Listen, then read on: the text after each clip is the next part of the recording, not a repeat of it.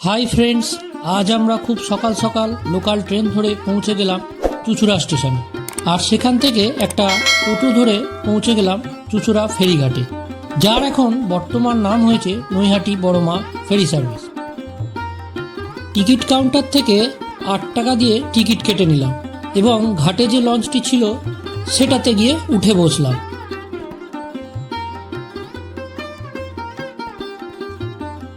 এবার বলি আমরা কোথায় যাচ্ছি। আজ আমরা যাচ্ছি সেই বিখ্যাত অপার করুণাময়ী নৈহাটির বড়মার মন্দিরে।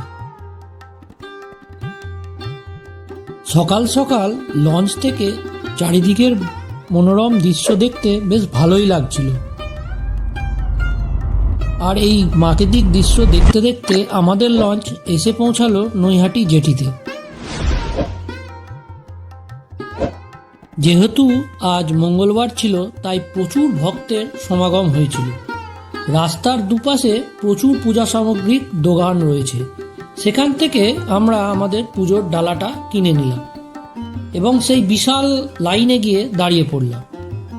ধীরে ধীরে 1.5 ঘন্টার মধ্যে আমরা মন্দিরের সামনে এসে পৌঁছালাম। ধর্ম হোক যার যার, বড়মা সবার। এবার আপনাদের এই নৈহাটির বড়মার ইতিহাসটা একটু বলে দিই। নৈহাটির বড়মা হলেন বিশ্বাস, ভক্তি, লৌকিক অলৌকিকতার এক মিশেল। বাড়ির লক্ষ্যাকালী পুজো থেকে জনসাধারণের বড়মা হয়ে ওঠেন এই দেবী। তার মাহাত্ম্যে বিশ্বাস রেখে প্রতি বছরই দীপান্বিতা অমাবস্যায় লাখো লাখো ভক্তের সমাগম ঘটে এই নৈহাটির বুকে।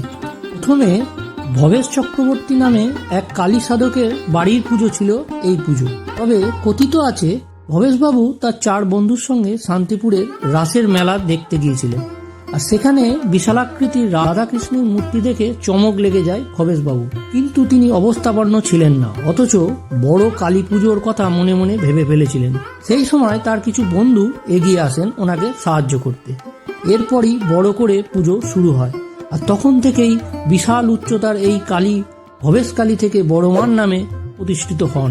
নৈহাটির বড়মার রূপ নয়নাভিরাম। মূর্তির উচ্চতা 21 ফুট বা 14 হাত। মায়ের 4টি হাত রয়েছে। কথিত আছে দেবী তার সন্তানদের কষ্ট দেখতে পারেন না, তাই ভক্তরা কিছু চাইলে সেই আন্তরিক প্রার্থনা বিফলে যায় না।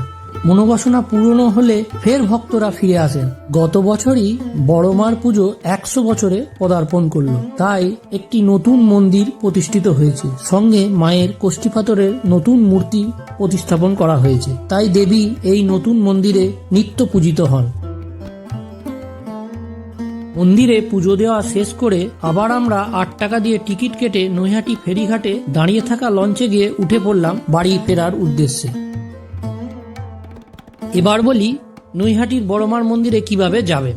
হাওড়া বর্ধমান মেন লাইনে লোকাল ট্রেন ধরে চুঁচুড়া স্টেশনে নেবে অটো বা টোটো ধরে চুঁচুড়া ফেরিঘাট এবং সেখান থেকে নৈহাটি, অথবা কলকাতা শিয়ালদা থেকে লোকাল ট্রেন ধরে নৈহাটি স্টেশন, সেখান থেকে পায়ে হেঁটে বা টোটো করে 5 মিনিটের মধ্যে বড়মার মন্দিরে পৌঁছে যেতে পারবেন। দেখতে দেখতে আমরা চুঁচুড়া ফেরিঘাটে এসে পৌঁছে গেলাম। সেখান থেকে টোটো করে চুঁচুড়া স্টেশনে পৌঁছালাম ট্রেন ধরে বাড়ি ফেরার উদ্দেশ্যে। যদি আপনাদের এই ভিডিওটি ভালো লাগে, অবশ্যই আমার চ্যানেলটি সাবস্ক্রাইব করবেন, ভিডিওটি লাইক করবেন এবং কমেন্ট করে জানাবেন কেমন লাগলো, এবং সকলের দর্শনে ভিডিওটি শেয়ার করবেন। ধন্যবাদ।